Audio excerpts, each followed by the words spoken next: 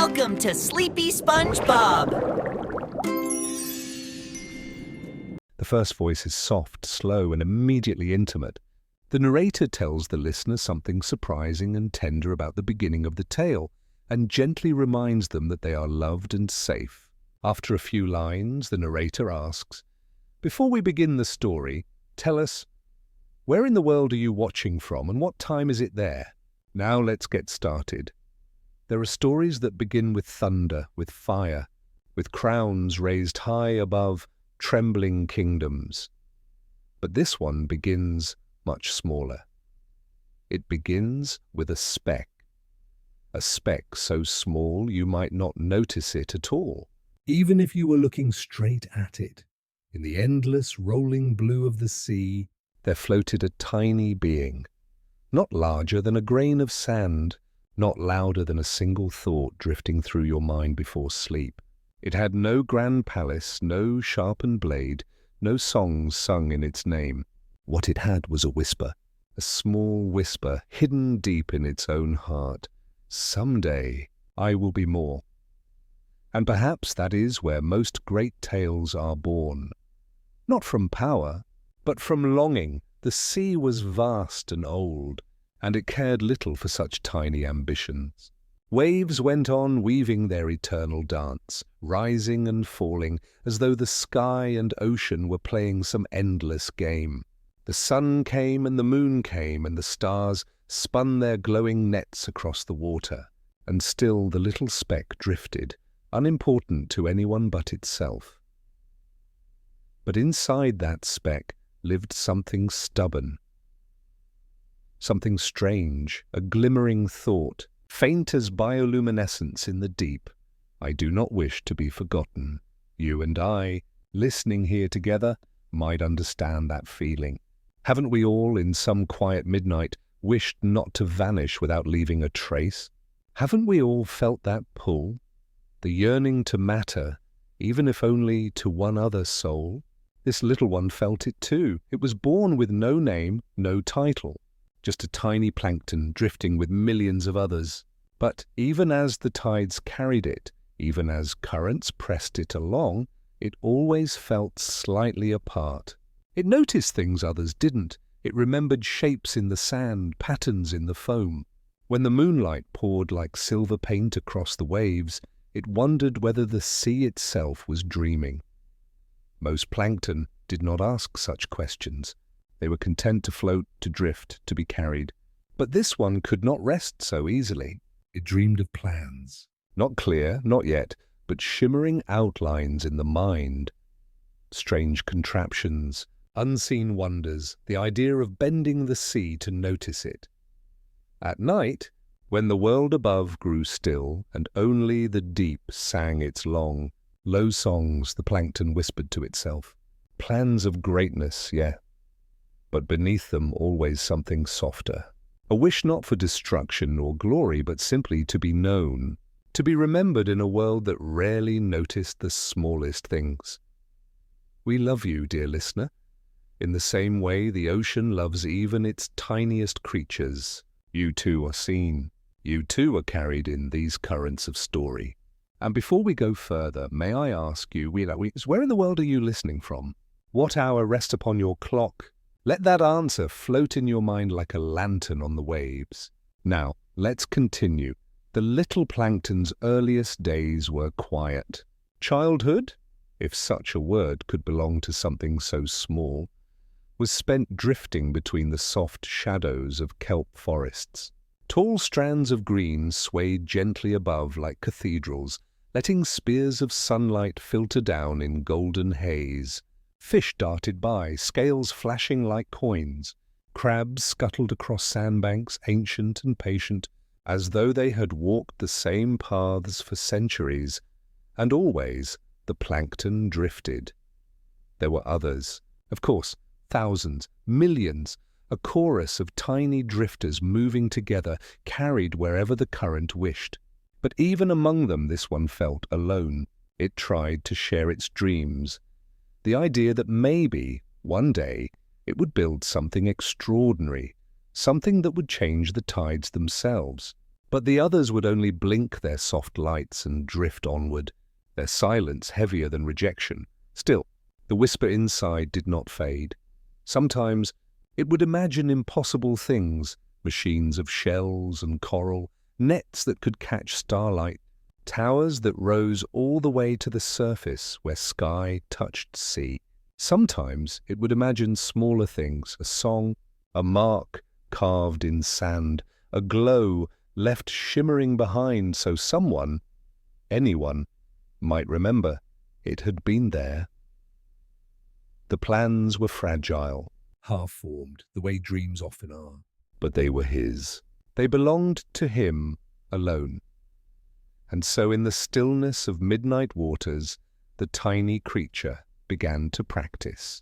It would gather bits of sand and try to shape them into something.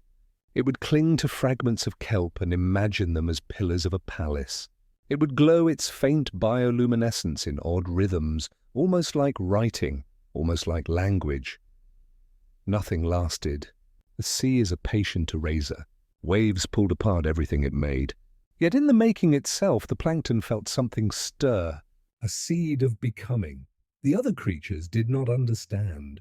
To them, these were foolish games. Why fight against the current? Why try to shape what was already endless? But the plankton carried on, and, though it did not yet know it, this persistence, this refusal to let the whisper die, would be the very thing that shaped its entire life. There is a kind of courage in being small, dear listener, not the loud kind, not the kind written in songs of warriors or kings, but a quiet courage, the courage to dream when the world tells you you are too tiny, too forgettable, too insignificant to matter. That is the kind of courage our little friend carried. One evening, as the moon rose like a lantern hung low in the sky, the plankton drifted far from its usual places. The current had carried it out to open waters where the sea was vast and empty. For a long time, it floated alone, with nothing but the dark and the hush of waves, and in that stillness, it heard something, or perhaps it only imagined it. A voice, soft, endless, ancient as the tides. It seemed to come from everywhere and nowhere. "You are seen," it whispered. "You are small." "But you are not nothing," the plankton glowed faintly in response, though no one was there to see. Perhaps it had only spoken to itself. Perhaps it was only the sea, echoing back its own longing. Still, the words lingered like warmth in cold water. And so it began. Not with thunder, not with crowns, but with a whisper beneath the waves. A whisper that dared to dream, even in the smallest of hearts. And if you're still awake, listening now, know this. Your dreams, too, matter. No matter how small, no matter how fragile, they are ripples in the sea of the world. The plankton closed its faint glow for the night. Curling into the rhythm of the tides, tomorrow it would begin again. The sea cradled him through the night, as though it had listened to that faint whisper and answered in its own slow, rocking way. When the plankton stirred again, the light above was softer, caught in the green weave of kelp forests. Tiny specks of sun spilled down in trembling shafts, turning the water into a cathedral of shifting gold. He drifted there, almost hidden among the fronds, his glow faint but steady, his thoughts still heavy with the voice he had heard, or imagined, the night before. Was it truly the sea that had spoken to him, or had the longing inside him grown so loud it finally echoed back? The question lingered like salt on the tongue, never answered, never gone. He kept turning it over as though it were a pebble polished by currents, wondering if such a thing could be true, that the ocean itself might have noticed him. The days slipped by quietly. Most of the others drifted together in thick clouds, their lights pulsing faintly like constellations scattered underwater. But he often drifted just beyond the edge of their gatherings, apart without meaning to be. Sometimes he tried to match their rhythms, blinking his glow in unison, but sooner or later he would fall into his own pattern. Strange, uneven, like a song without a clear beat. They would drift on, their unity intact, and he would be left trailing behind, whispering to himself the beginnings of plans that no one wanted to hear. Yet even loneliness can shine when it is lit by wonder. He found himself noticing details others ignored, the way light refracted through a single bubble, casting miniature rainbows across the sea floor, the way a hermit crab paused before choosing its next shell, as if it were weighing the future with careful patience, the way long strands of kelp sang against one another when currents brushed them deep and low, like the humming of an unseen choir. These things filled him with quiet awe, and he kept them secret, storing them like treasures in his memory. It was during one such day of wandering that he saw her. She was not like him, larger, brighter, with fins that shimmered like silk in the current. A small fish darting among the kelp. She should not have noticed him at all. He was so small, just another drifting speck. Yet when she passed, she slowed. Her eyes, dark and curious, lingered. "What are you doing all alone out here?" she asked, her voice rippling gently through the water. He startled. No one had ever spoken to him directly like this, not with such clear attention. His glow brightened instinctively, flickering with nervous rhythm. I was just thinking. She tilted her head. "About what?" He hesitated. Others had only ever dismissed his thoughts. But there was something kind in her gaze, patient as a tide pool at low ebb. "About plans," he said at last. "Dreams, maybe. I want to build something the sea will never forget." She laughed, not cruelly, but softly, as though she found the idea strange and sweet at once. "A little dream for a little one," she said. "But maybe even the smallest dream can ripple far." Her words settled over him like a blanket. He wanted to ask her more, to explain, to tell her everything he had imagined. But she swam on, weaving gracefully through the kelp, vanishing into the light. He was left glowing faintly in her wake, his heart fuller than it had ever been. She had seen him, not just glanced past, but truly seen him. And in that moment, his whisper grew louder inside. "Someday, I will matter." From then on, he searched for her. Sometimes he glimpsed her darting among the fronds, always quick, always half-hidden. Sometimes she would pause, and they would speak for a little while. She listened more than she spoke, but that listening was enough. It was more than anyone had ever given him. At night, when the sea grew still again, he thought of her words. "A little dream for a little one." Perhaps she was right. Perhaps size did not matter as much as he feared. Perhaps a small light could still leave a mark on the vast ocean. He began to practice harder, shaping grains of sand into careful lines, glowing in patterns that almost formed letters, almost formed songs. Nothing lasted, but the effort filled him with purpose. The others still didn't understand. They floated in schools, unbothered, content with the endless drift. But he no longer cared as much for their silence, for now he carried her voice within him, like a secret lantern.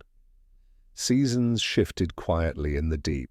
Colder currents came, and then warmer, and then colder again.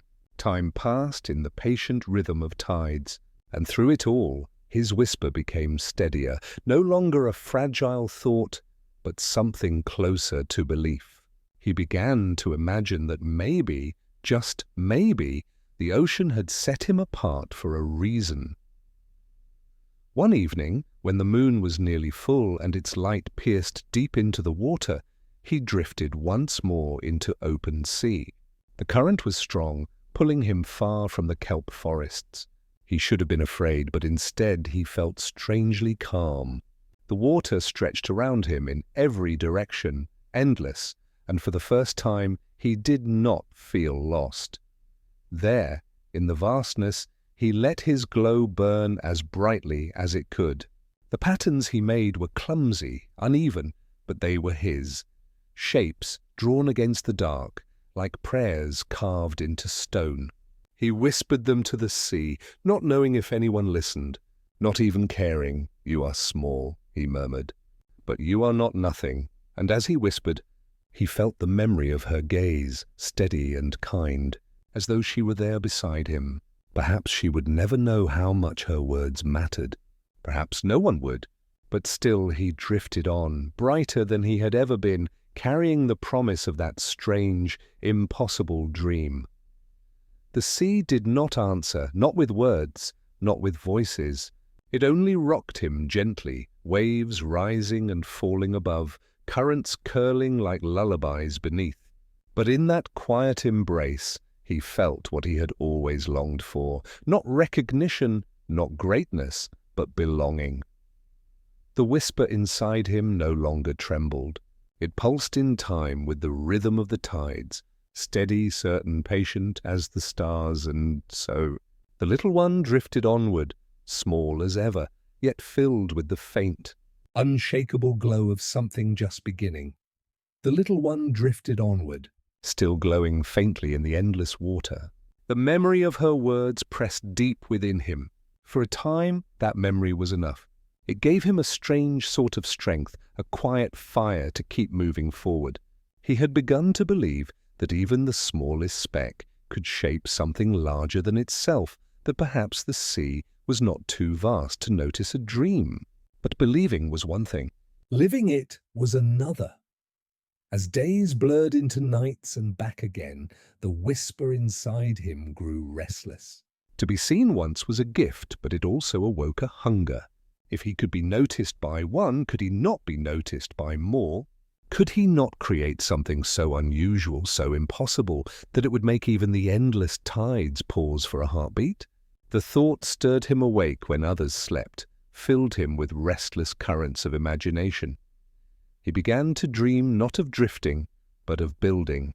Shapes bloomed in his mind like coral gardens, towers of shells that touched the surface, wheels spun by currents, nets of glowing lines that could catch the very shimmer of moonlight. Each image was fragile, half-formed, dissolving as soon as he tried to hold it too tightly, but they returned again and again, refusing to fade. He could not help but feel that if only he could catch one of these plans and hold it steady, it might become real. So he practiced. Alone in the shallow coves, he gathered grains of sand and tiny fragments of kelp. He stacked them in patterns only to see the water undo his work in a single careless wave. He traced circles in the silt, glowing softly along their edges, but the current scattered them before anyone else could see. He wove filaments of drifting plants into rough shapes, watching them float apart like dreams slipping through his grasp. Each failure pressed at him, heavy as the sea itself, and yet he could not stop. The whisper urged him onward. Try again. Try again. Try again. It was in one of these moments of trial that she appeared again. The small fish, shimmering with a light that seemed almost her own, paused above him as he fussed over a fragile line of sand. "You're still at it," she said, her voice both amused and gentle. He dimmed with embarrassment. "It never works." "The sea doesn't want me to build anything." She swirled slowly around him, stirring the water with her fins. "Maybe the sea isn't saying no. Maybe it's teaching you how to listen." He tilted in confusion. "Listen," she smiled, or at least her voice carried that smile. "Everything here moves in rhythm. The waves, the tides, even us. If you push against it, you'll break. But if you move with it..." She flicked her tail, letting the current spin her in a graceful loop. "You might find it carries you further than you thought." Her words struck something deep. He had always tried to force his plans, to fix them against the current, as though the ocean were an enemy. But what if it wasn't? What if the sea itself could be part of the design? He began again, this time slower. Instead of stacking grains of sand in defiance, he placed them where the water already flowed. He let the tide arrange them, guiding his small efforts like a hand guiding a child's writing.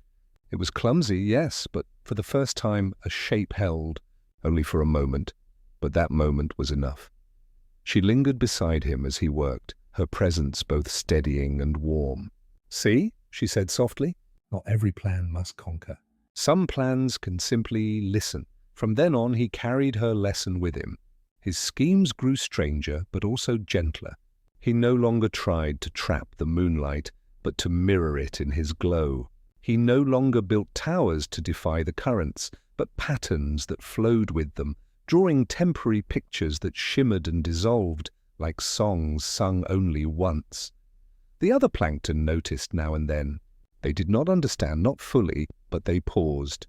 They blinked their faint lights in hesitant curiosity, watching the strange one drift apart and yet leave behind ripples of wonder.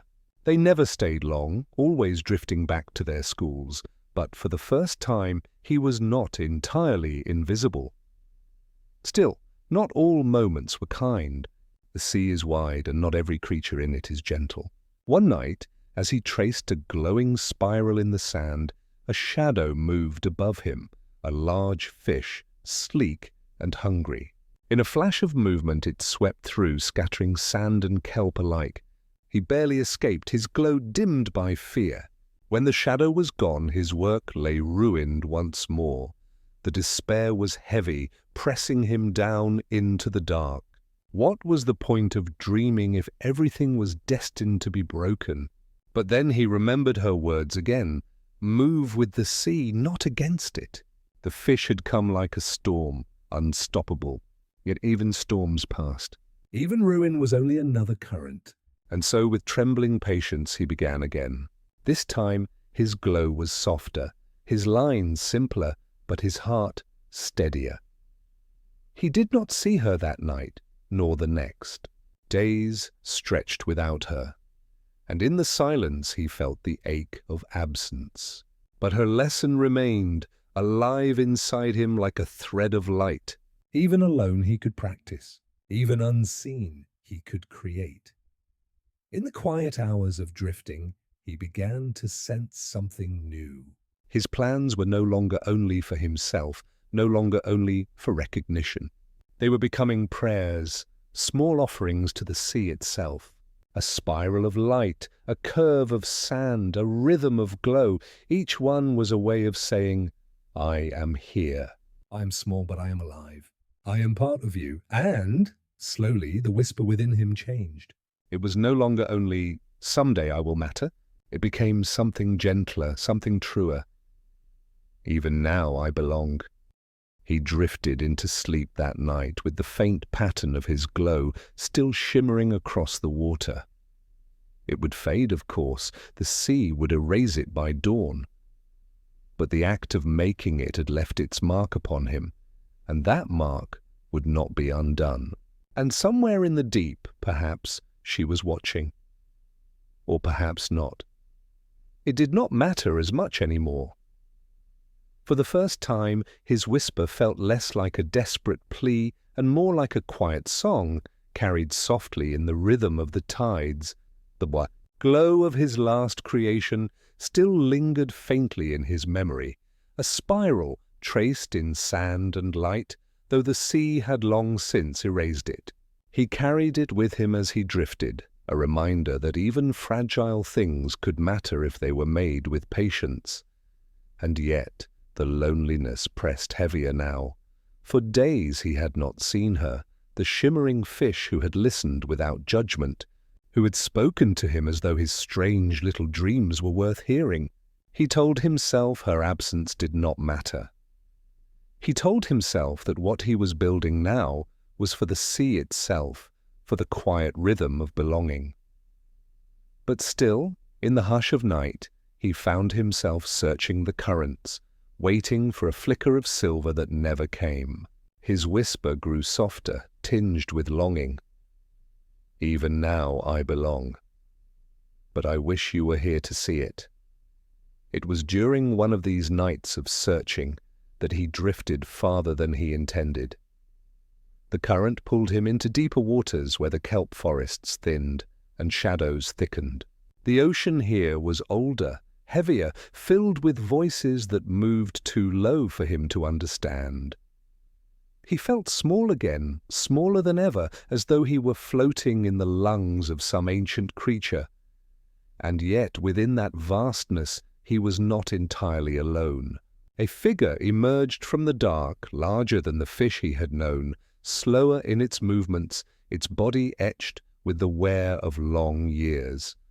A sea turtle, its shell marked with ridges like a map of forgotten lands, drifted past with patient grace. The plankton dimmed his glow instinctively, unsure if he should be seen, but the turtle's eye rolled toward him, calm and curious. "You shine oddly for one so small," the turtle said, its voice deep, drawn out, as though each word had been considered long before it was spoken. The plankton flickered nervously. I don't mean to disturb. I was only trying to leave a mark." Something the sea would not forget. The turtle rumbled a sound that was neither laughter nor disapproval, but something in between. "The sea forgets everything, little one. That is its way. It washes, it erases, it renews. To fight it is to fight time itself." The plankton dimmed further, disappointment curling through him. "Then all my dreams, they are nothing?" For a moment the turtle said nothing, only drifted in a slow arc around him. At last its voice returned, softer than before. "Not nothing. The sea forgets, yes, but forgetting is not the same as ignoring.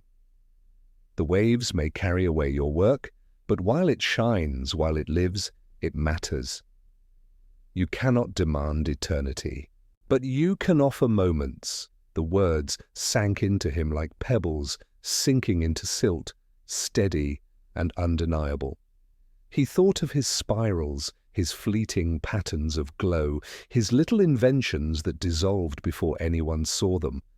For the first time, he did not feel only grief at their vanishing. Perhaps they had been enough, even if they lasted no longer than a breath.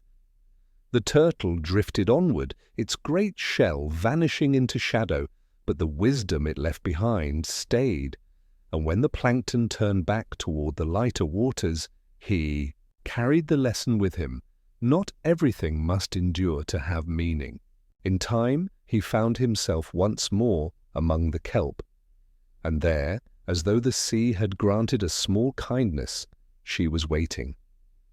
The small fish darted forward at once, her eyes bright. "You were gone for so long," she said.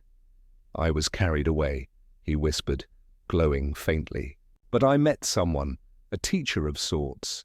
He told me the sea forgets everything, and yet that maybe that's not so terrible." She tilted her head. "And what do you think?" He pulsed gently, as though testing the shape of his own answer. I think maybe the point is not to last forever. Maybe it's enough to shine while you can." Her silence was thoughtful, and then she swam closer, brushing against the current near him. "I think you're right. But it must be lonely, shining all by yourself." Her words pierced him with their simple truth. He had never dared admit it aloud, but now it spilled from him. "I don't want to be alone. I don't want my plans, my dreams to fade unseen. I want someone to share them." She lingered, her gaze steady. "Then share them with me." It was a small sentence, spoken lightly, but to him it felt as though the sea itself had opened. From that day they drifted together more often. He would glow his strange patterns and she would circle them, watching as though they were the most beautiful of treasures. Sometimes she would suggest a curve here, a rhythm there, and he would weave her ideas into his work. For the first time, his plans felt less like whispers to the void and more like conversations. Others noticed too. Small gatherings of plankton paused to watch. Fish hovered briefly before darting away. Crabs raised their eyes from the sand, He was still small, still fragile, but no longer invisible. His light was a story, and she was part of it. Still there were nights when the ache of doubt returned, when his creations dissolved in an instant, when predators scattered them, when silence pressed too heavy. In those moments he would dim, almost ready to surrender to the endless drift. But she would linger close, her voice soft as seagrass. "Don't stop. Even if no one else remembers, I will." Her promise was a tide that lifted him. He began to believe that perhaps legacy did not mean conquering the sea or forcing eternity to bend. Perhaps it meant being remembered by even one heart, held in even one gaze. And so, night after night, he drifted and dreamed, building what he could, letting it dissolve, beginning again. His glow grew steadier, his patience deeper, his hope gentler. The sea still erased, but he no longer feared its forgetting.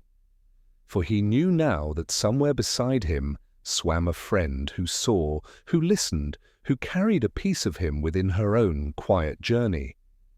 In the vast ocean, he was still just a speck. But, for the first time, he felt less like a whisper lost to the waves, and more like a voice carried softly on the current, joined by another. And that, he thought, was enough for now. The days that followed were quieter in a way that felt almost sacred. The little Plankton drifted with her near him now, weaving his soft glows into shapes she could follow, sharing the patterns that had once been secret whispers to the sea. And yet, even as companionship warmed him, he sensed there were lessons. Still beyond his understanding, currents deeper than the kelp forests, depths where time itself seemed to fold. It was during one of these days, while exploring a stretch of water that felt older than memory, that he first saw the mentor. The figure was immense, far larger than any creature he had known, moving with deliberate grace. A jellyfish, slow and ancient, floated with its tendrils trailing like ribbons of moonlight. Its glow was faint but constant, not like his own flickering light, but a quiet presence that seemed to fill the water around it with attention. He had never met a being so still, so calm, yet so alive. Even the current seemed to bend gently around it, carrying it without haste. For a moment he simply watched, holding his glow low, unsure whether to approach or retreat. The jellyfish spoke, a voice that rippled like soft waves over sand. "Little one, I have been watching you. You drift and you glow, you dream, and you build, but do you understand why you shine?" The plankton's glow pulsed nervously. I do it because I want to be seen.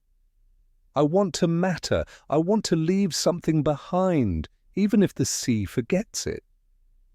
The jellyfish's light expanded slightly, as if sighing. "And yet, what you seek is not always found in being seen. Some lights endure not because they are noticed, but because they flow patiently, moment by moment, without expectation. Do you feel what I mean?" He tried to nod, but his thoughts swirled too quickly. I understand, but I also don't. I just know I cannot stop."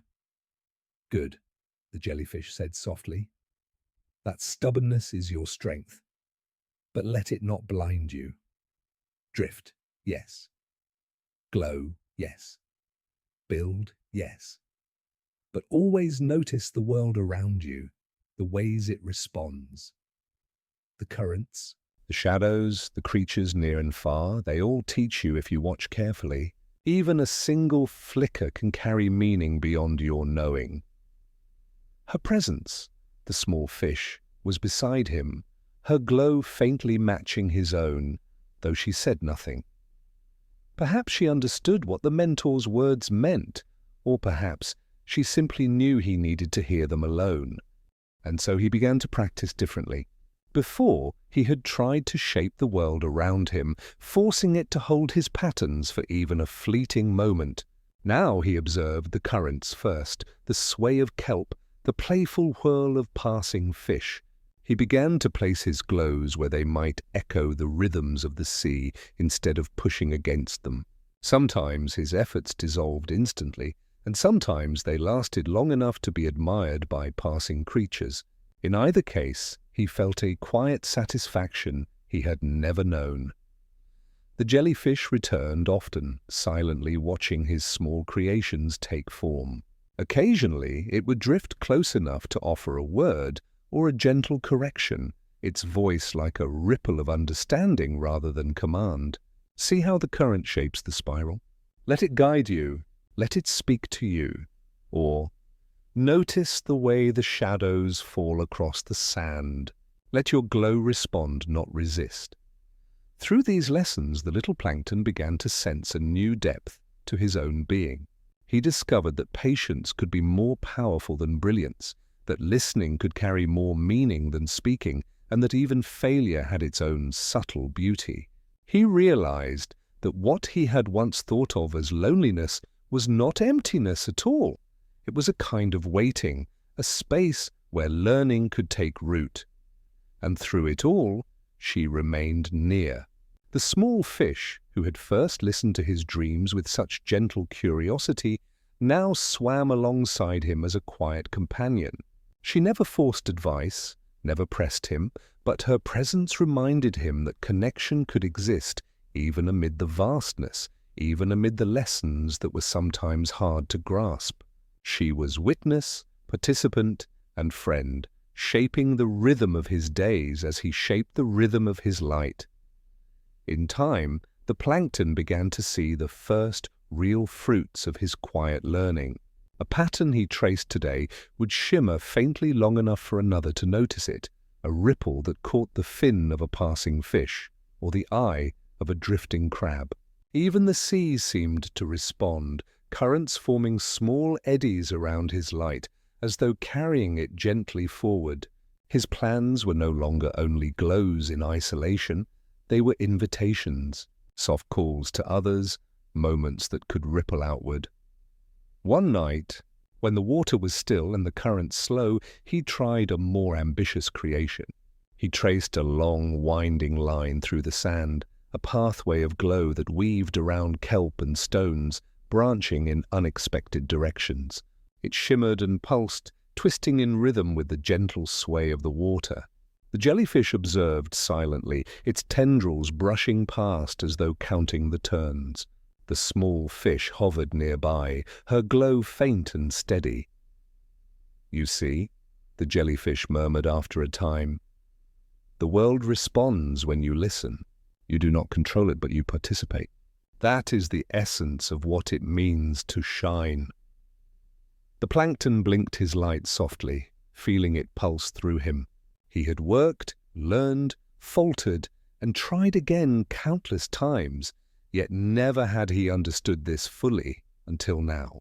His glow was not meant to conquer or impress. It was meant to harmonize, to reach out and touch, even fleetingly, something beyond himself. As the night drifted on, he allowed himself to rest within that rhythm, floating among the kelp and shadows, feeling the pull of currents beneath and the gentle watch of companions beside him.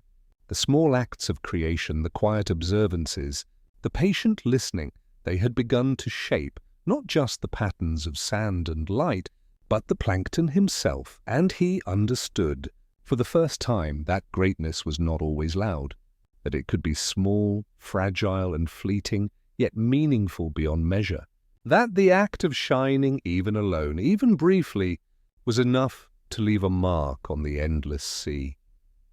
The jellyfish drifted slowly away into the deeper water, leaving him with one final thought that pressed gently against his heart. All learning, all striving, all tiny acts of light, they matter more than you know, little one. Keep shining, even if the sea forgets the shapes you leave behind. He pulsed his glow softly in response, a quiet affirmation. And as he drifted beside her, the small fish whose gaze had first given him courage, he felt the deep and steady truth of connection, that even the smallest creature in the vastest ocean could carry wisdom, friendship, and hope. The plankton closed his glow for a while, letting the currents cradle him. He had learned patience, the value of listening, and the quiet power of presence. He had learned that the sea could teach, that failure could instruct, and that friendship could illuminate even the darkest depths. And in that gentle night, he drifted towards sleep, carrying within him the first seeds of true understanding. Word count. 1165. The days after that night of quiet understanding unfolded like the slow turning of tides. The little plankton began to see the currents not as forces to resist, but as partners in his creation, guiding his glow and shaping his tiny constructions in ways he could never have imagined alone. The water itself seemed to respond to his presence, forming subtle eddies around him, curling and twisting in patterns that matched his luminous spirals. He had learned patience, yes, but now he began to glimpse a deeper truth, that even small actions could ripple far beyond the moment they were made. The small fish stayed near him as always, her light soft and reassuring, her presence a constant reminder that connection was more powerful than isolation. Together they explored stretches of kelp and coral he had never seen, tracing lines of glowing patterns through the sand and watching as passing currents spread them outward, carrying faint traces of light to creatures who would never know their source. Sometimes schools of tiny fish paused to admire the shimmer, flicking their fins in curious delight, and he realized for the first time that his creations mattered, not because they endured, but because they were noticed, if only briefly, by those around him. He remembered the jellyfish's words, all tiny acts of light. They matter more than you know. And now he felt their truth. Even the smallest ripple, the faintest glow, could reach farther than he had imagined. One evening, the ocean grew quiet, the currents slowing to a gentle lull. He and the small fish drifted together near a dense cluster of coral, weaving their lights along the shapes of spines and crevices. The plankton experimented with a long, winding spiral, brighter than anything he had attempted before, letting it follow the natural contours of the coral rather than imposing it. The glow traced an intricate path, shimmering as it caught the water's motion, bending with it rather than fighting it. "This one is different," the small fish said softly, circling the spiral. "It feels alive," he pulsed, uncertain. "Alive?" "Yes," she said. "It moves with the sea, not against it. "It isn't trying to impress anyone. It just exists. And that makes it beautiful."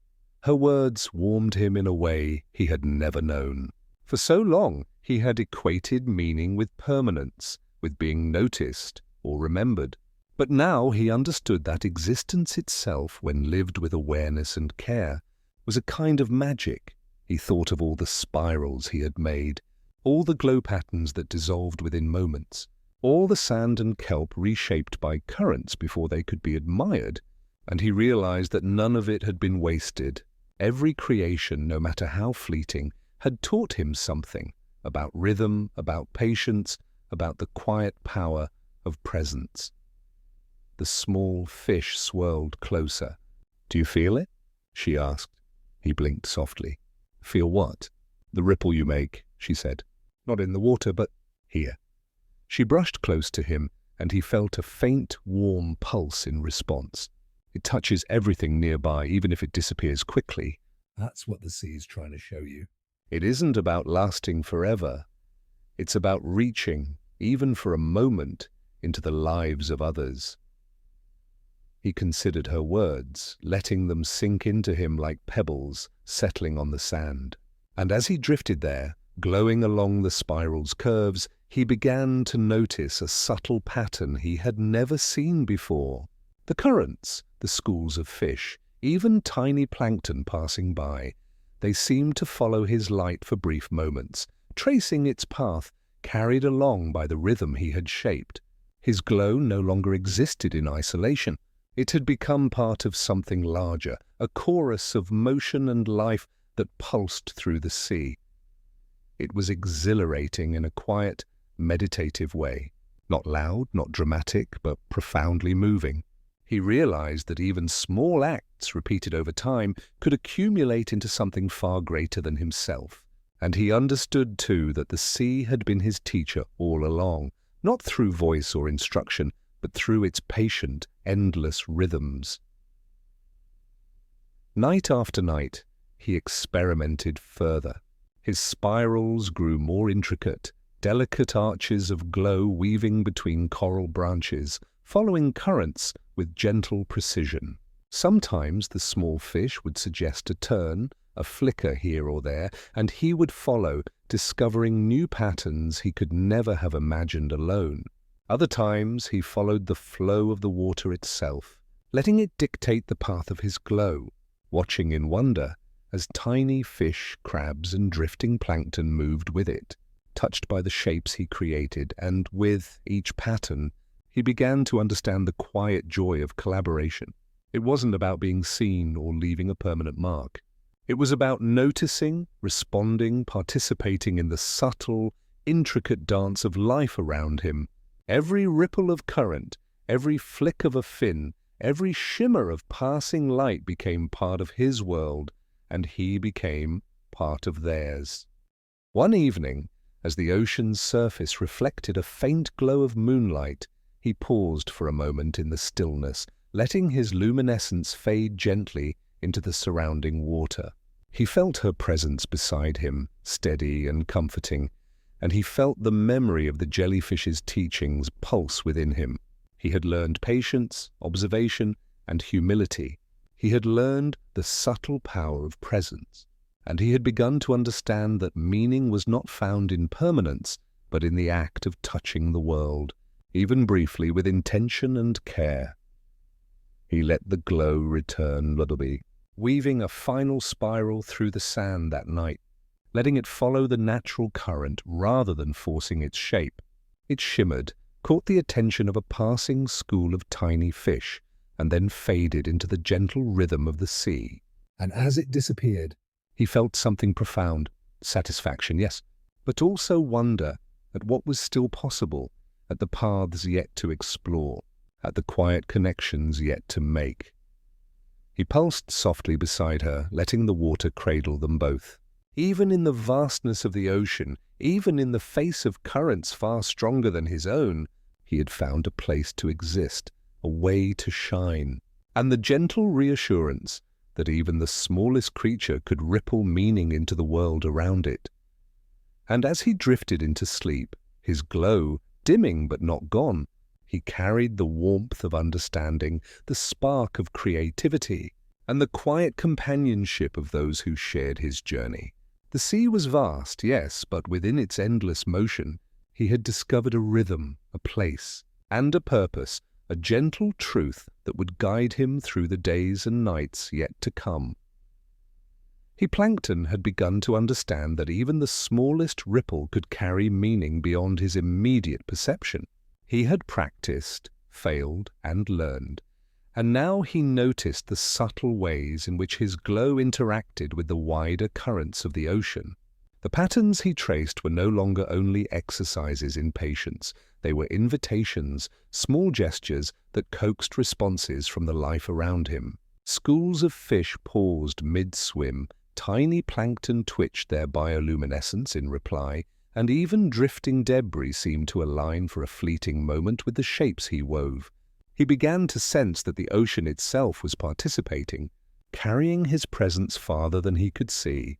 It was in one of these quiet hours, as the light of the sun filtered faintly through layers of water, that the small fish spoke. "Do you realize," she said softly, "that your patterns are reaching beyond us? That they touch creatures who cannot see your glow directly, but feel it through the water itself. He pulsed gently, surprised. Reach beyond? How? The currents carry it, she explained, weaving near him with ease. Every shift you make, every spiral and curve, it changes the flow. Other creatures respond without knowing why, their paths altered, their motions guided in ways that echo your shapes. You are influencing more than just the sand and kelp around you. You are shaping movement itself. The realization was overwhelming. For so long, he had measured success only in what could be seen and acknowledged immediately. And now he discovered that the sea had ways of remembering, of recording even those things that seemed fleeting.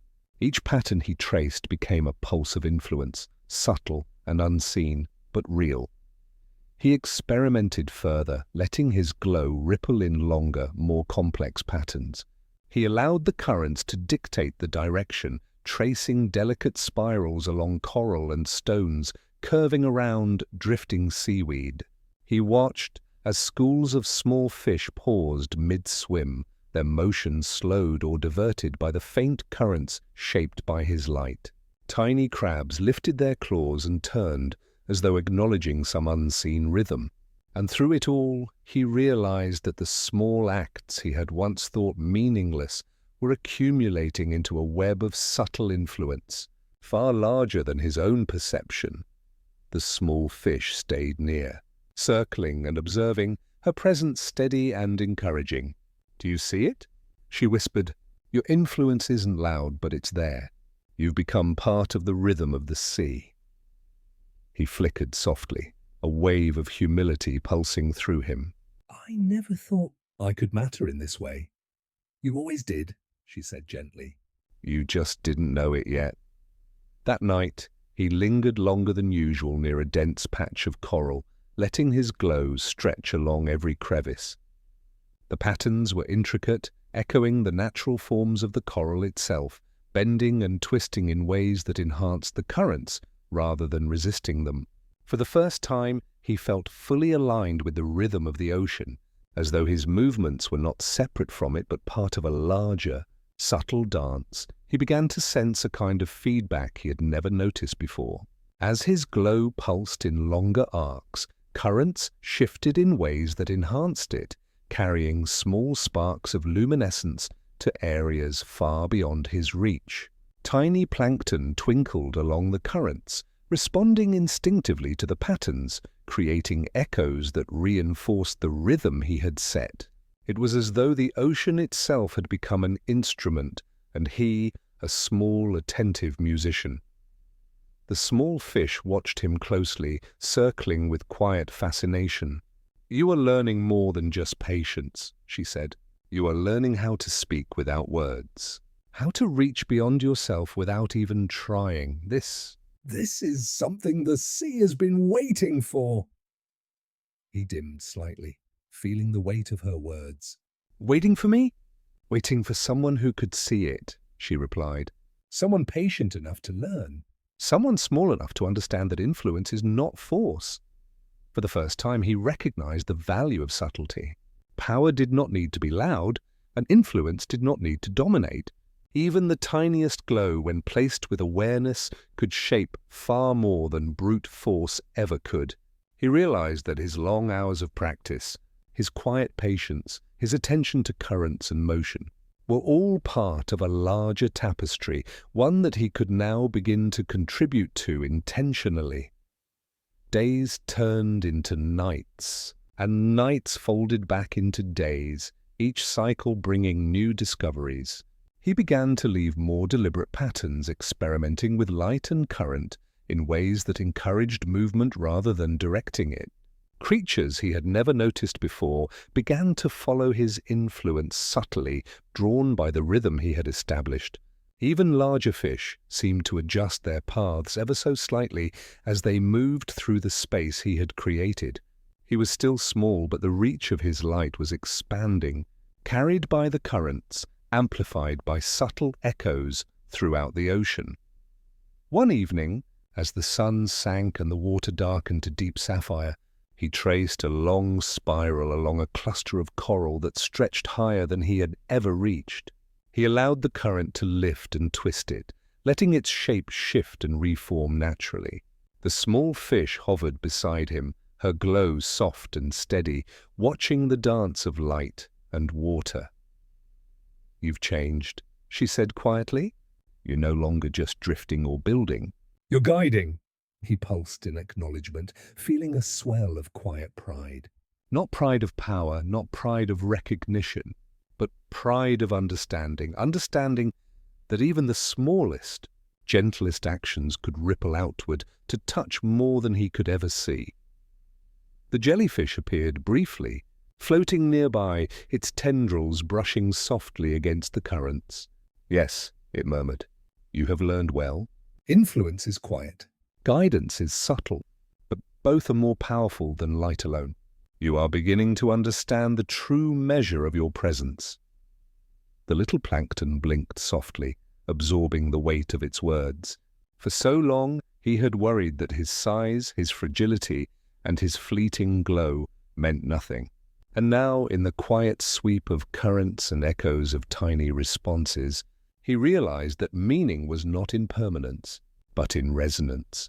He drifted beside the small fish into the deepening water, letting the pulses of his glow trace the last spiral of the night. The currents carried it far, unseen but felt, and he understood at last that his tiny, patient presence was part of something larger. Woven into the rhythm of the sea itself. He felt a warmth unlike any before, a quiet certainty that even in the vastness of the ocean, even in a world that often seemed too large for one small plankton, he could make a difference. Not through force, not through recognition, but simply by existing with awareness, intention, and care. And with that, he drifted into sleep, carried gently by currents, his glow fading softly, leaving behind a web of influence that would continue to echo through the waters long after he rested. The morning currents carried a new kind of light, subtle but insistent, weaving through coral arches and tangles of kelp. The little plankton floated within it, sensing the gentle hum of movement all around him. In recent days, he had noticed something remarkable. The creatures of the sea, even those who had once passed him by without thought, now lingered. Schools of tiny fish twitched their lights in delicate patterns that echoed his own spirals, and even crabs shifted their steps in subtle acknowledgement of his presence. The ocean had begun to respond not merely to his glow, but to the rhythm he had coaxed from it, and the effect was quiet, profound, and ever-expanding. The small fish circled him as always, her presence steady and reassuring.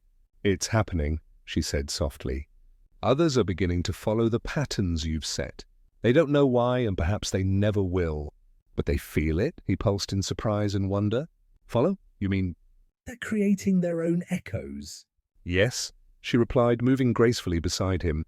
"Your spirals, your curves, your rhythms, they've inspired responses.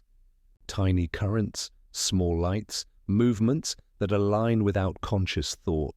You've taught them, even without meaning to." The realization lifted something deep within him, a gentle warmth that spread through his glow. He had always believed that significance required permanence or recognition, that if the sea forgot, then it was all for nothing.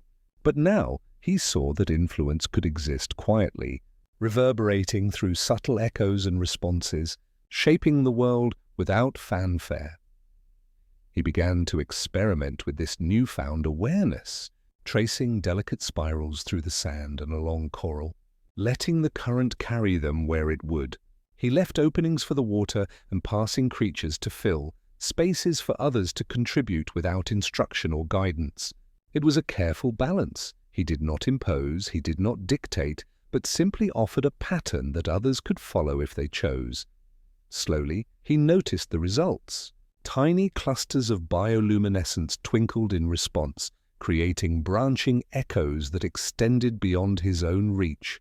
Schools of fish curved their paths subtly, small crabs adjusted their steps, and even drifting plankton pulsed in quiet alignment. It was a web of gentle communication, invisible yet tangible, forming across a stretch of ocean that had once seemed vast and unyielding. "This is Incredible," he whispered to the small fish. I never imagined my patterns could reach this far." She circled him, her glow reflecting softly against his. "You've learned patience, observation, and subtlety. That is more powerful than you know. You are teaching them without words, without effort, simply by existing and responding." The plankton felt a surge of gratitude toward the jellyfish, whose quiet mentorship had prepared him for this. Its lessons about patience, about moving with the currents instead of against them, about listening rather than forcing, all of it had culminated in this moment. He realized that influence was not forceful. It was attuned, responsive, and shared. In guiding the currents and sharing his glow, he had become part of something larger than himself. Days passed in this rhythm. He traced spirals, arcs, and curves, observing how each small gesture altered the movement of those around him. The small fish contributed as well, circling patterns he created, offering delicate adjustments, and sometimes simply watching.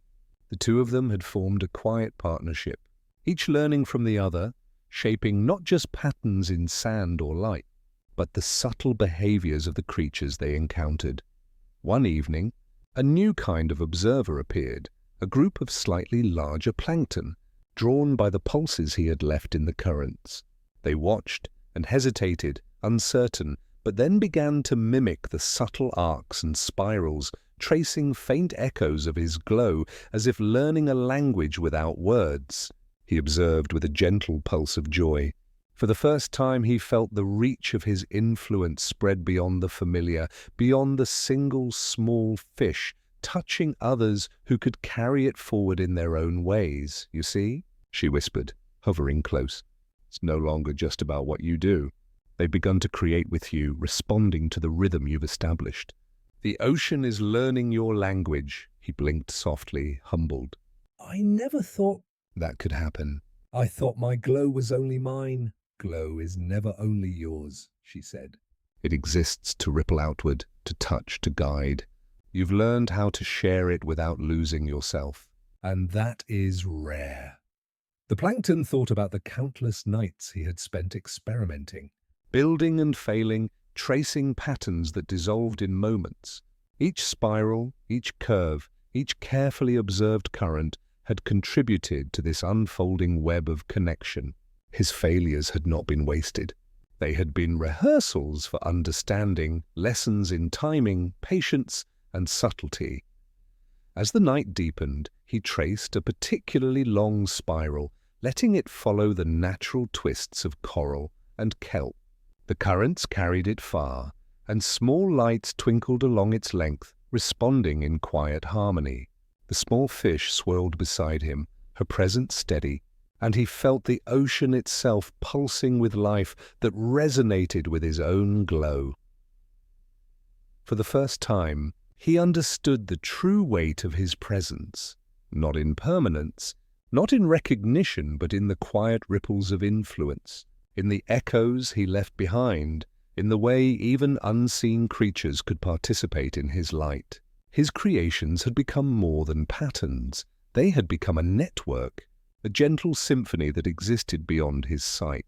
Alive with the subtle pulse of life, and in that still, luminous night, he felt a profound sense of belonging.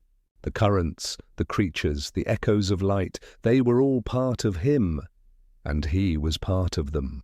His small glow had grown, not by expanding in size or intensity, but by touching, guiding, and harmonizing with the world around him. He drifted beside the small fish, letting the patterns fade into the currents, his light dimming as sleep approached. And as he closed his glow for the night, he understood that influence, like the sea itself, was patient, persistent, and eternal in its subtlety. Even the smallest creature could ripple change far beyond its own perception, and in that quiet exhale, he felt the gentle reassurance that every effort, Every curve, every soft glow mattered, not because it was seen, but because it resonated. And somewhere, beyond the edges of perception, others carried his influence forward, shaping the ocean in ways he could only dream of, weaving the quiet tapestry of connection that he had begun. The currents shifted in a slow, deliberate rhythm that morning, carrying with them whispers of motion that the little Plankton had never noticed before. He drifted gently, letting his glow trace arcs and spirals along the coral and sand, watching as the tiny echoes of his patterns bent around the movements of fish, crabs, and other drifting plankton. It was no longer merely a matter of experimenting or practicing. He sensed a responsibility forming, subtle yet undeniable, as if his presence alone could guide the small ecosystem around him.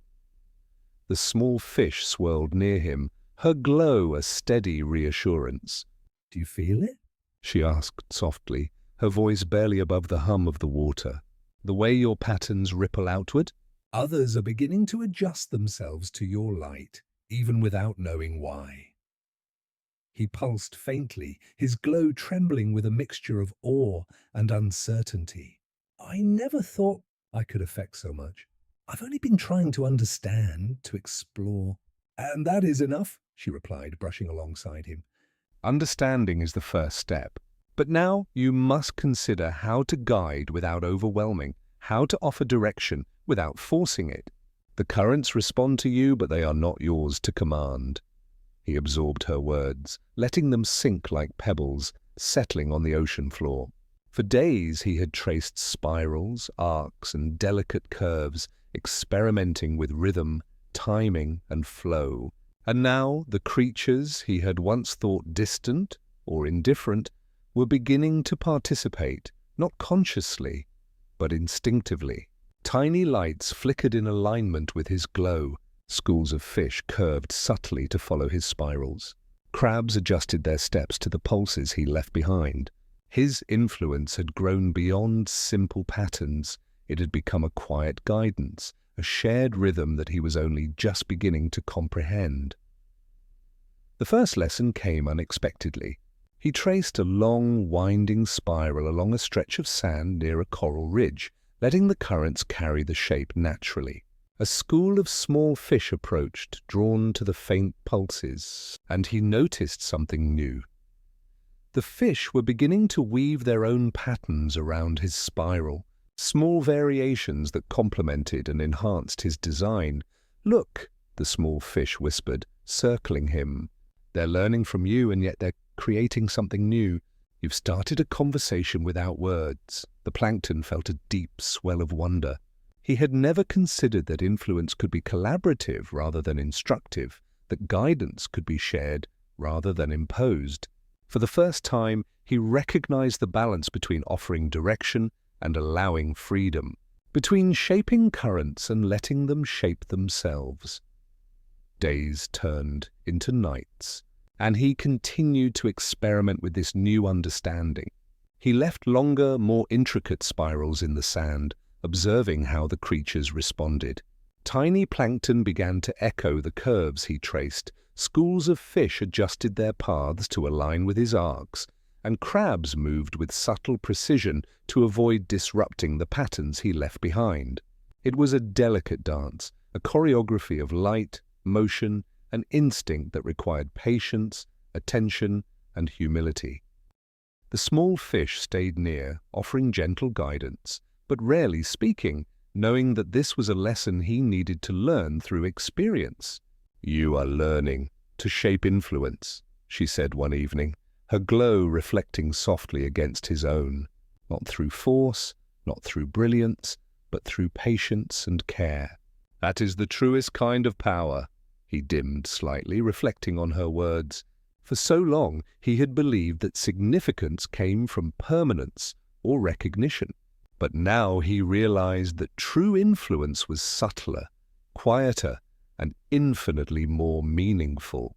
It was not the glow itself that mattered, but the ripples it left in the currents, the echoes it inspired in the creatures around him, the alignment it fostered, in the rhythms of the sea. The jellyfish appeared briefly that night, moving with deliberate grace near the edge of the coral. its glow pulsed faintly, a slow, measured presence. "You are learning well," it murmured. "Guidance is not about controlling, it is about resonating. You are beginning to understand the depth of your impact. Remember this: the smallest pulse, when placed thoughtfully, can shape the motion of currents and the paths of many. But always remain mindful.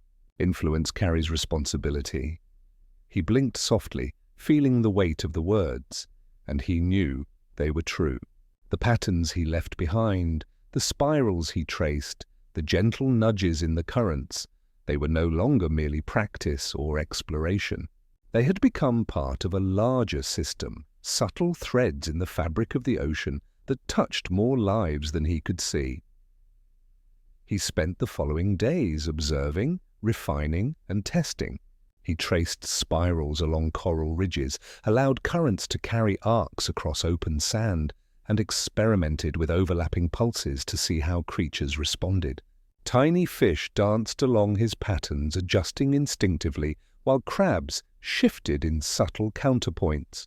Even drifting plankton seemed to align with the rhythm he created, forming a delicate harmony that stretched beyond his immediate sight. Through it all, the small fish remained a steady companion, circling with quiet support. "Do you feel it now?" she asked one evening, her glow faint but steady. "You are not merely creating patterns. You are shaping harmony. You are guiding without demanding, influencing without controlling. And the ocean responds." He pulsed slowly, letting the warmth of understanding spread through him. I think I see it," he said softly. It's not about making a mark that lasts forever. "It's about touching something in others, guiding their movement and letting the rhythm continue without me." "Yes," she whispered. That is true guidance. That is true care. As the night deepened, he traced a final spiral along a gentle slope of sand, allowing the current to carry it naturally. The tiny lights of fish, crabs, and plankton echoed his curves in a quiet chorus, and for the first time he understood the profound beauty of subtle, shared influence. The glow faded gently into the currents, leaving behind a rhythm that would persist beyond his sight, carried forward by those who had been touched by it. He drifted alongside the small fish, letting the water cradle them, feeling a quiet satisfaction and deep connection to the rhythm of life around him. Influence, he now knew, was not measured in brilliance or permanence, but in the gentle echoes that carried forward, shaping movement, guiding others, and leaving an invisible web of resonance throughout the ocean. And as sleep pulled him into its embrace, his glow dimming softly, he felt the steady reassurance that every act of care, every small pulse, every delicate spiral mattered, not because it was recognized, but because it rippled outward, unseen yet enduring. The currents, the creatures, the echoes of light, they were all part of him, and he was part of them, and that alone was enough. The ocean had begun to feel larger to him, yet strangely more intimate at the same time. Currents carried whispers of motion and faint pulses of glow that stretched far beyond the familiar patches of coral and kelp he had explored. The little plankton drifted through these new territories with a sense of quiet purpose, aware that the patterns he traced were no longer contained within his immediate surroundings. His glow had begun to ripple into places he had not touched before, influencing creatures that had not yet learned the gentle language of his spirals. The small fish swirled around him, her presence comforting in the unfamiliar expanse. "This is new territory," she murmured. "The currents are wider here. Creatures move differently, respond differently. You will need patience more than ever." He pulsed softly, acknowledging her words. "I understand, but what if I misstep?" "What if my patterns confuse them instead of guiding them?" She brushed close, a faint shimmer accompanying her movement. Guidance is never about perfection. It is about attention, awareness, and subtlety. You've learned that in the closer currents. Now you must extend it carefully, observing without assuming control. He let the currents carry him gently, tracing soft arcs along sand and coral, allowing the water to dictate the path rather than forcing it. Slowly, he began to notice responses. Tiny clusters of plankton twitched their lights along the paths he traced, forming echoes that carried further than he could follow. Small fish adjusted their roots to align with the gentle spirals, and crabs shifted delicately, stepping in rhythm with the subtle pulses he left behind. The ocean seemed to respond to him, but not blindly. It was a careful, living resonance that required observation, humility, and patience. A particularly strong current swept through, twisting a cluster of his spirals and scattering the echoes he had left. He paused, feeling a faint ripple of uncertainty. "It's gone, or at least changed," he whispered to the small fish. She circled him, calm and steady. "It has changed, yes, but it is not lost. The current reshapes everything. Your influence adapts and persists even when it seems altered. That is the nature of the ocean and your presence within it. Do not fear the change. Observe it and learn from it." He watched the displaced patterns drift across the sand, twisting and flowing into new formations. At first, the changes felt disorienting, as if the careful structures he had built were dissolving into randomness. But gradually, he noticed the subtle harmonies that emerged. Echoes of his original spirals combined with currents and creatures' movements, forming new rhythms he had not conceived. What seemed like disruption was in fact collaboration, a deeper interplay between his influence and the life around him. The small fish nudged him gently. "See how they adapt?" They are learning from your pulses, and in turn, they are teaching you new ways to move with the ocean. Influence is never one way. It is shared, evolving, alive. He dimmed slightly, a warm pulse of understanding radiating from him. He had spent so long worrying about control and permanence, believing that his patterns must remain exactly as he placed them to be meaningful. But now he saw that influence was more like water itself, flexible, flowing, responsive. To guide meant to adapt, to observe, and to allow others to contribute, sometimes in ways he could not predict. Over the following cycles of current and moonlight, he began experimenting with longer, more intricate spirals, tracing them along ridges and outcroppings of coral. He allowed the currents to bend and twist his shapes, letting other creatures add their pulses, their movement, their responses. It was a delicate choreography requiring both patience and restraint. Each pattern became a living, breathing network of light and motion, echoing farther than he could see, touching lives he might never meet. Evening, as the ocean darkened to deep indigo, he noticed something unusual, a cluster of slightly larger plankton drifting near the edge of the currents he had influenced.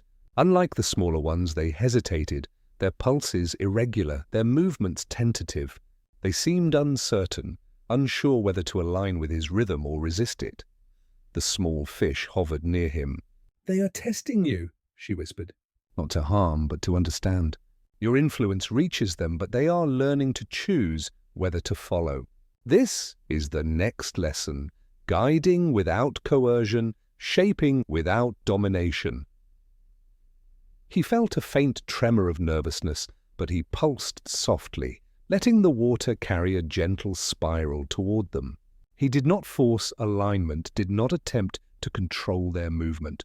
Instead, he offered a pattern for them to observe, a pulse to feel, leaving space for choice. Slowly, hesitantly, the larger plankton began to respond.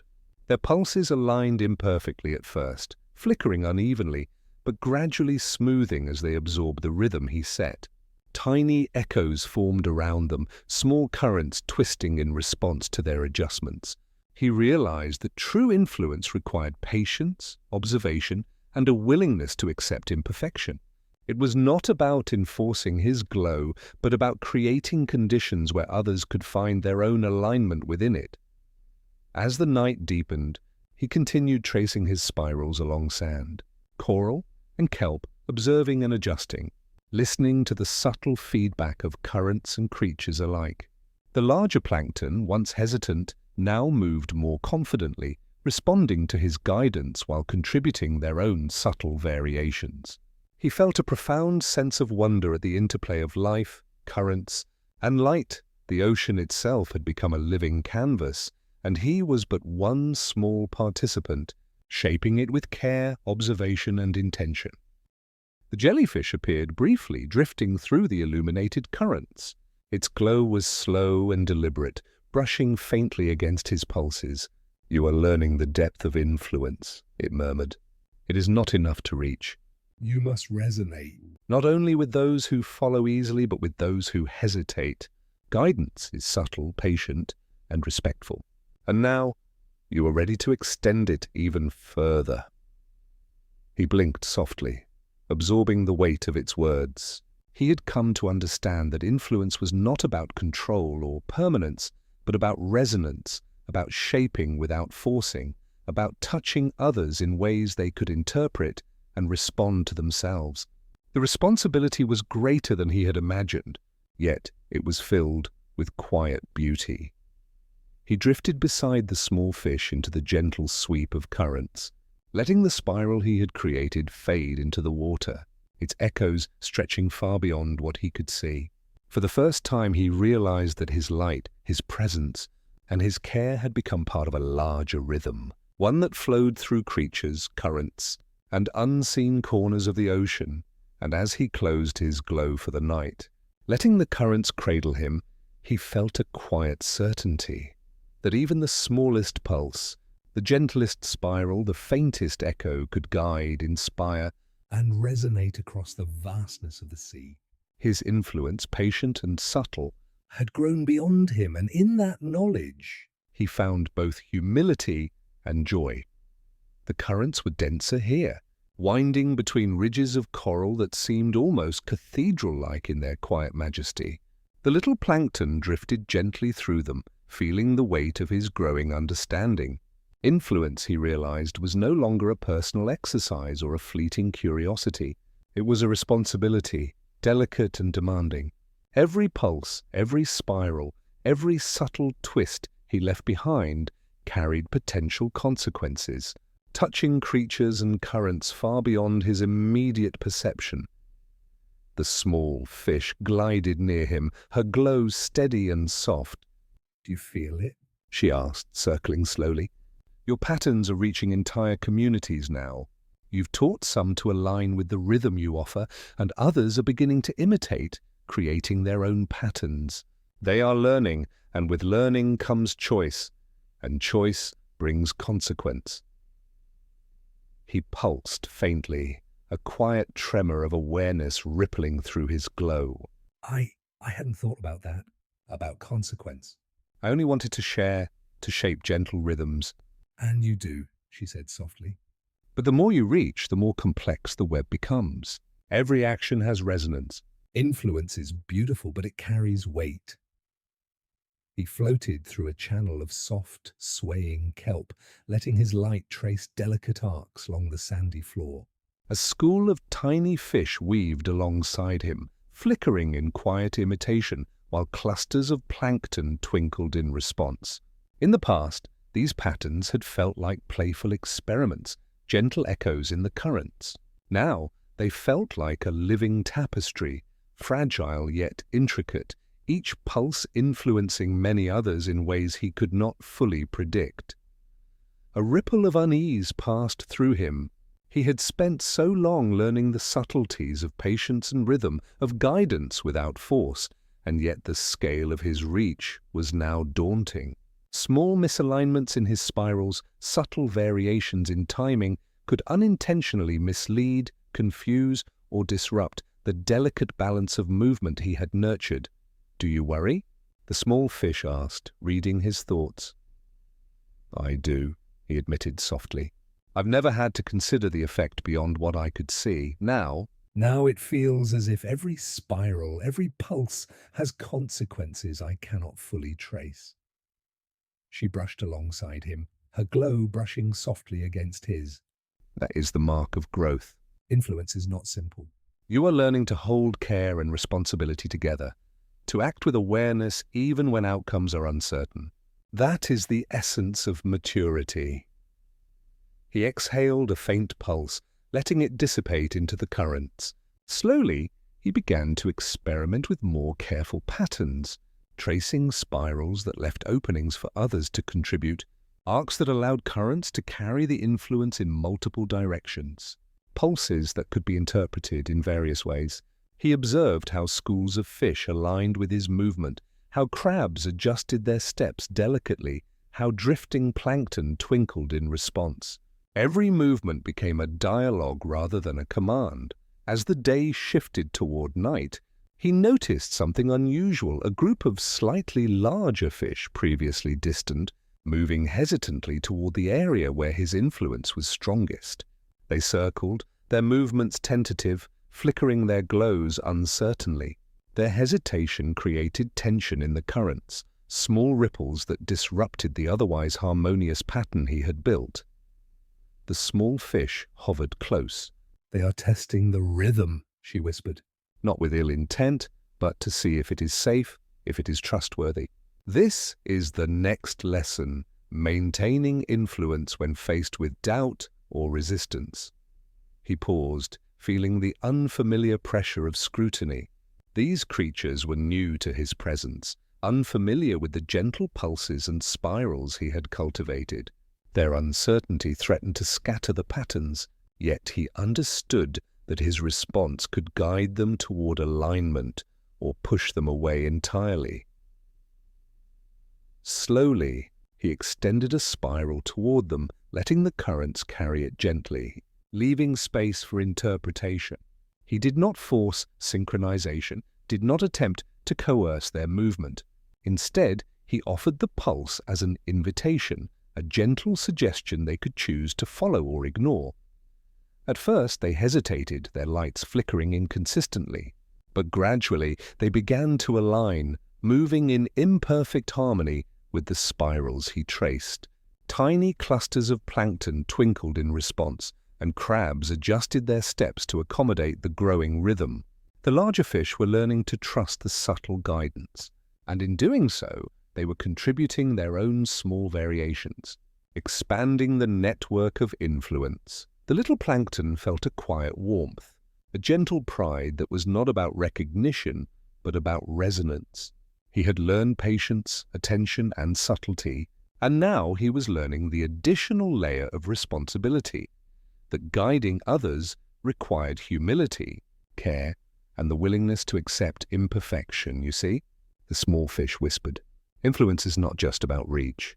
It is about stability, patience, and adaptation. You guide, but you also learn. You shape, but you are shaped in return. That is the mark of true stewardship. He pulsed softly, letting the currents carry the words of understanding. He watched as the larger fish continued to align with the rhythm, as small clusters of plankton reinforced the spirals with gentle twinkles, as crabs and other creatures adjusted without disrupting the harmony. The network of influence had become complex, living, and alive, yet it retained the gentle beauty of subtlety. Night fell fully, the deep waters absorbing the last of the sunlight, leaving only the quiet luminescence of the creatures themselves. He traced a final, gentle spiral along a ridge of coral, letting the currents carry it naturally and observing how every element around him responded. The larger fish moved confidently in alignment, schools of small fish twinkled in echo, and plankton pulsed in soft rhythm. Even the smallest deviation felt purposeful, adding texture and life to the web of influence he had nurtured. The jellyfish drifted past, its glow faint and deliberate. "You have begun to understand the depth of guidance," it murmured. "Influence carries responsibility. You are learning to balance care and control, invitation and freedom, rhythm and choice. Remember this, even the smallest pulse can hold weight when placed thoughtfully. And now, you are ready for greater complexity, for patterns that reach farther and challenge your understanding in ways unseen." He blinked softly, letting the words settle. Influence was no longer a simple concept, a playful experiment, or a personal lesson. It was alive, shared, and intricate. It demanded care, attention, humility, and awareness. And though he felt the weight of responsibility, he also felt a profound joy that even the tiniest plankton could shape currents, guide creatures, and create patterns that resonated far beyond his sight.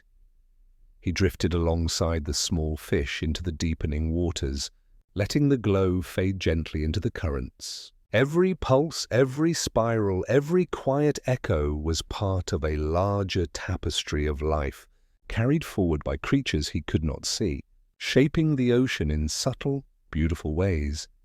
And as sleep approached, cradled by the rhythm of currents and the gentle glow of life around him, he understood that responsibility and care could coexist with wonder and delight. Influence, when guided by attention and respect, could ripple farther than even the vast ocean itself. The ocean had grown quieter now, yet it hummed with subtle energy. Currents weaving gentle patterns that stretched farther than the little plankton had ever imagined. He drifted along a ridge of coral, letting the soft glow of his body ripple outward like a pulse of calm.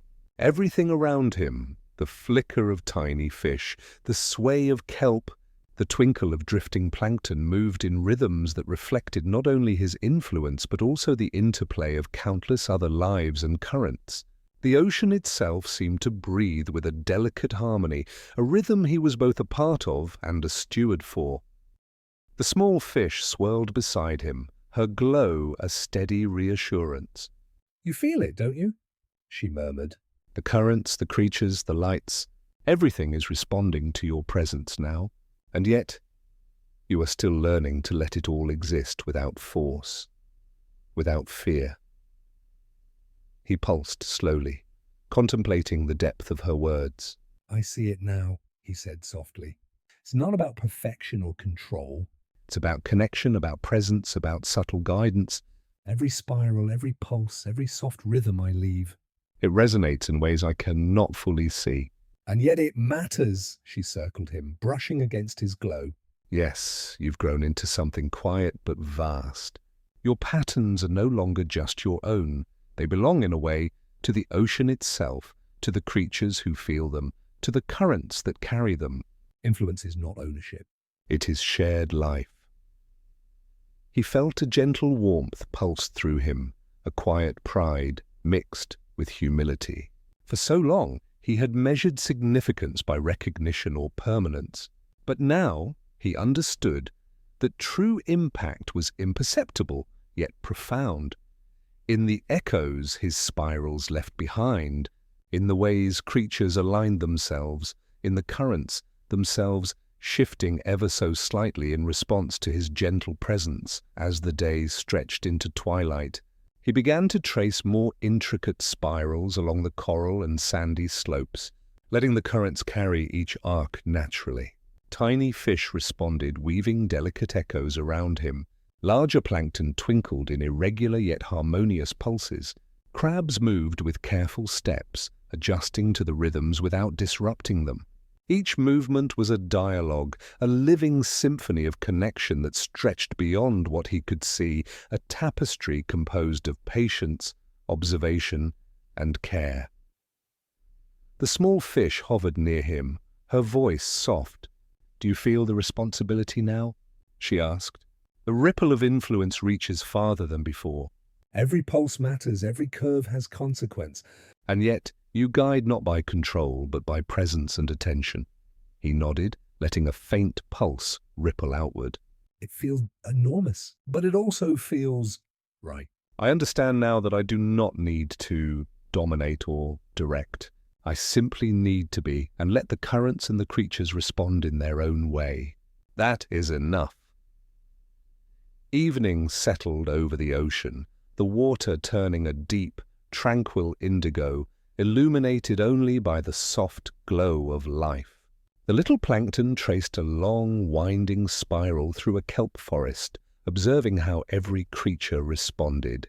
The tiny fish followed, weaving her own arcs in harmony.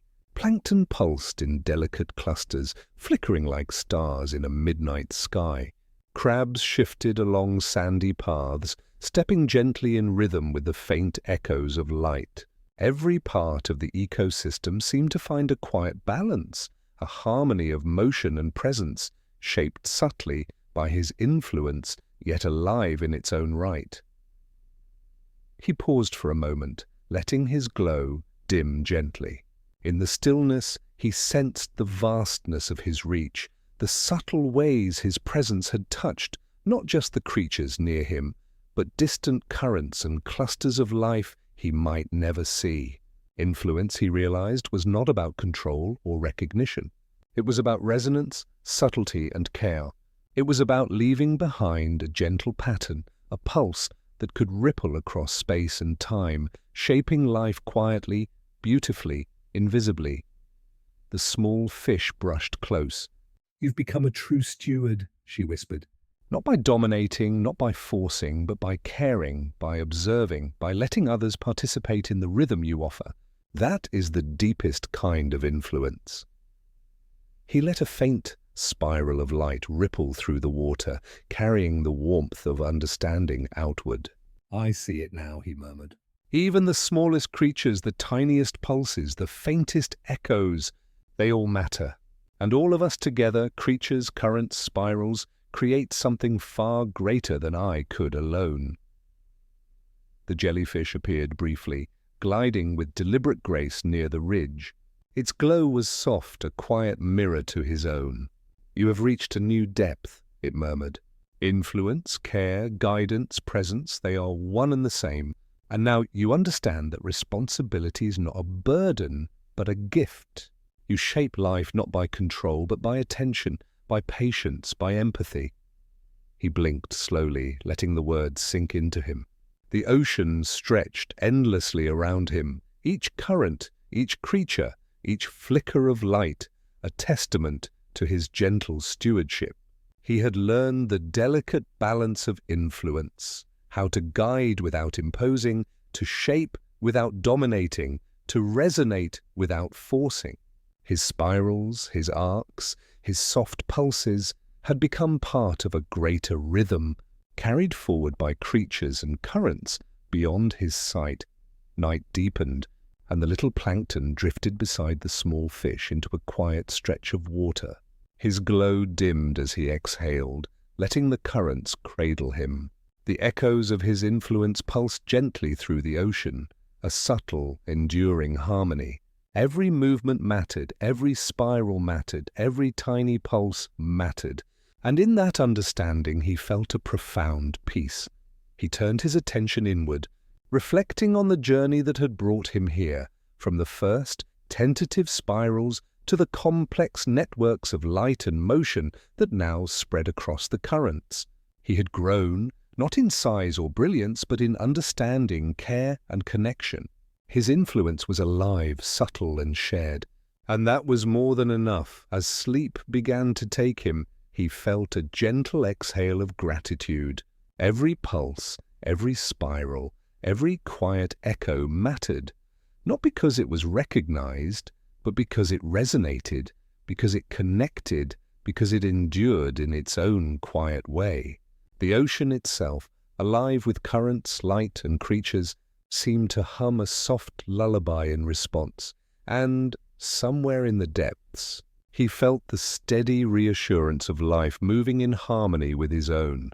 That influence, care, and presence could ripple farther than he had ever imagined, that even the smallest plankton could shape the world in subtle, meaningful ways, that even in the vast, endless ocean connection resonance and gentle guidance could exist and flourish. And with that, he drifted into the currents, letting his glow fade into the embrace of night, knowing that every ripple, every echo, every pulse would carry forward long after he slept.